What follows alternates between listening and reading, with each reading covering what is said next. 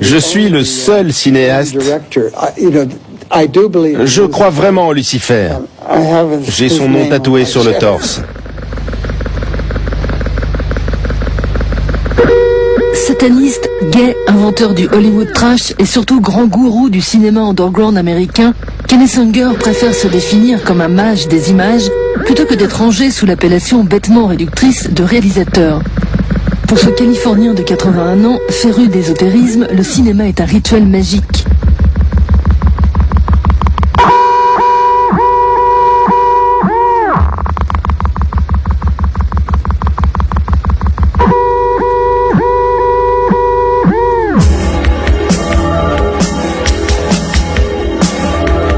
Kenneth Anger apparaît souvent dans ses propres films déguisé en prêtre occulte.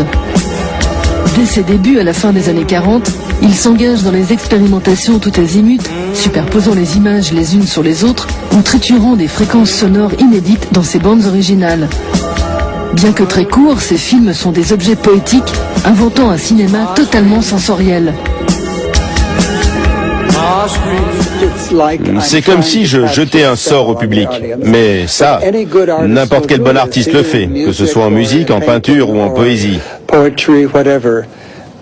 C'est ce que l'artiste est censé faire.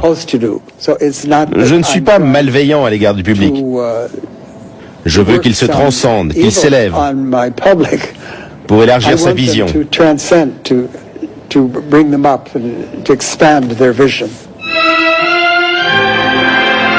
Avant d'être l'icône de l'avant-garde, Kenneth Anger est d'abord l'auteur en France, en 1959, de la sulfureuse série des Hollywood Babylon. 30 ans avant l'invention de la presse People, il y raconte les frasques des stars du cinéma, du muet à Marilyn Monroe.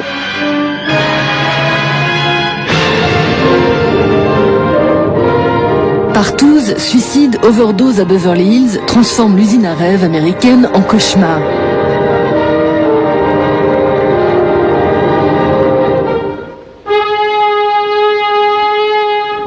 Qu'il connaît sur le bout des doigts pour avoir été dès l'âge de 8 ans un enfant prodige aux côtés de Shirley Temple.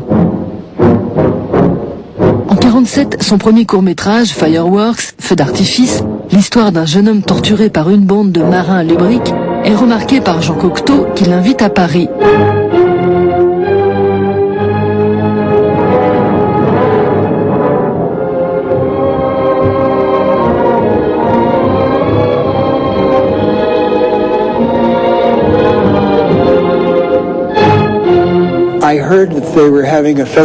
J'ai entendu dire qu'il y avait un festival à Biarritz.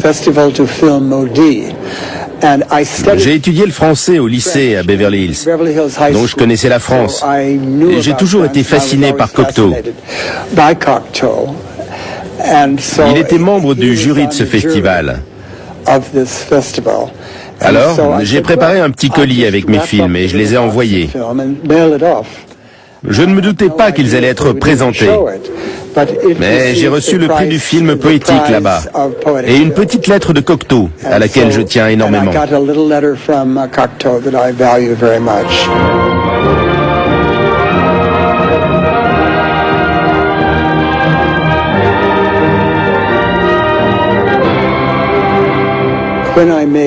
Quand j'ai fait Fireworks, l'homosexualité était illégale. On pouvait vous mettre en prison juste pour avoir approché quelqu'un.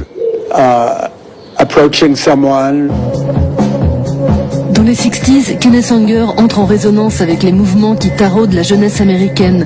Les expériences sexuelles et psychédéliques deviennent des territoires d'exploration et d'émancipation collective.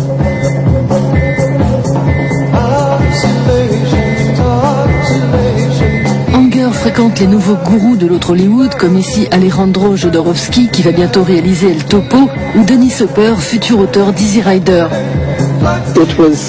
C'était excitant la découverte du LSD. Je m'en suis servi à un certain degré.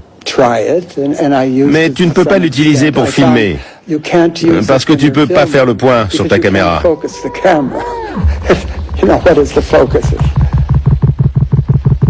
Tourné entre 66 et 69, Invocation of My Demon Brother mixe les images d'un rituel luciférien et les bribes d'un concert des Rolling Stones, préfigurant la chute du Summer of Love.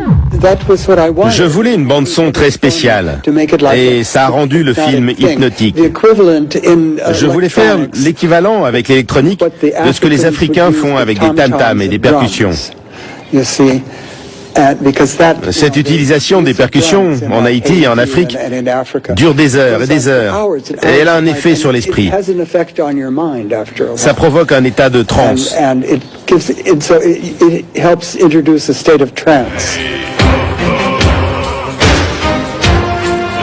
Aujourd'hui, Scorsese, Lynch ou Cronenberg reconnaissent leur dette envers les explorations de Kenneth Anger.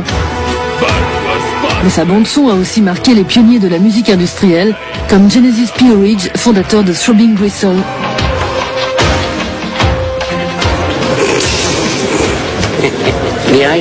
L'idée de réduire le monde à une iconographie personnelle, créant une vision talismanique de ce qu'on croit être la réalité, a toujours été fascinante. Kenneth Anger est un des magiciens inventeurs des médias modernes. Il travaille la lumière et le son pour créer une mythologie qui, au moins potentiellement, donne aux gens l'inspiration nécessaire pour réaliser qu'ils peuvent changer ce qu'ils voient. C'est pour ça qu'il est toujours autant d'actualité. Ça vous va? Tous les films de Kenneth Anger baignent dans l'occultisme que le réalisateur découvre au milieu des années 50 à travers les œuvres de l'anglais Aleister Crowley, fondateur du satanisme moderne.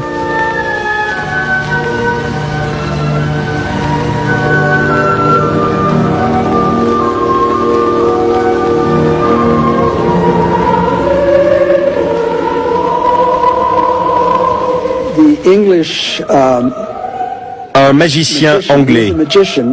Pas le genre de magicien qui fait sortir des lapins d'un chapeau, mais plutôt le magicien qui connaît d'autres mondes, dont il sait utiliser la force. Voilà qui était Aleister Crowley. Ces mots sont ma plus grande influence. C'était un rebelle. Et il a créé une communauté en 1920 à Cefalù, en Italie, pendant 3 ans, avant d'être expulsé par Mussolini.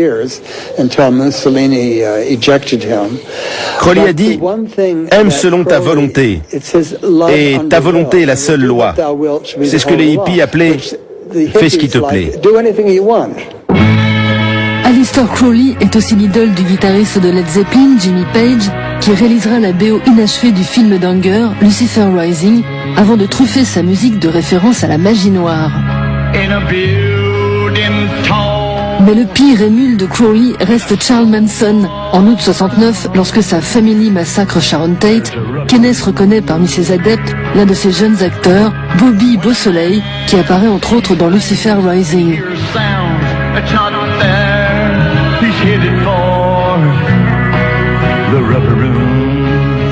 Mais les gens disent que je lui avais jeté un sort. Il a vraiment commis un meurtre. Il a tué un bouddhiste après un deal de drogue. Et il l'avait fait sous les ordres de Manson.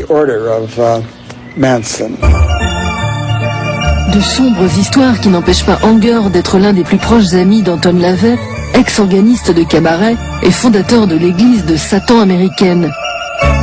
Jusqu'à sa mort en 97, celui-ci recrute dans sa secte des stars comme Jane Mansfield, Sammy Davis Jr. ou un jeune chanteur ordonné prêtre de la Church of Satan, Marilyn Manson. Beelzebub, Beelzebub, Diabolos, Diabolos, Mephistopheles, Mephistopheles, Baphomet, Baphomet, Jamham Farash, Jamham Farash, Hail Satan, Hail Satan.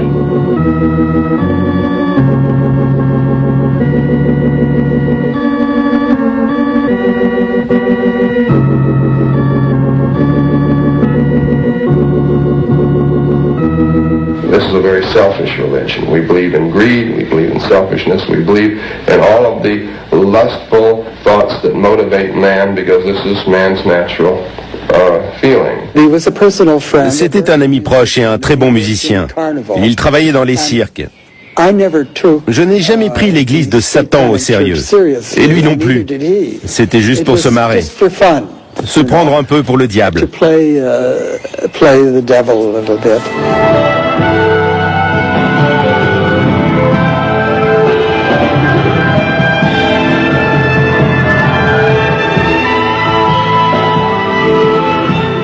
Lucifer n'est pas le diable, c'est le dieu païen du soleil. Il est très beau. Un peu comme dans King Kong. Il était derrière moi et il a mis sa main, sa grande main ici.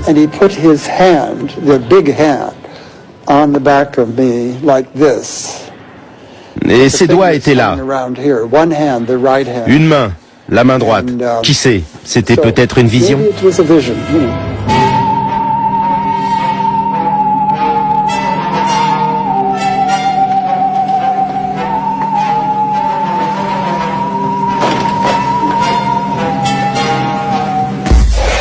Matrix, football et Père Noël au casting, la Trax Academy ne connaît pas de limite. Vous aussi, envoyez-nous vos vidéos sur arte.tv.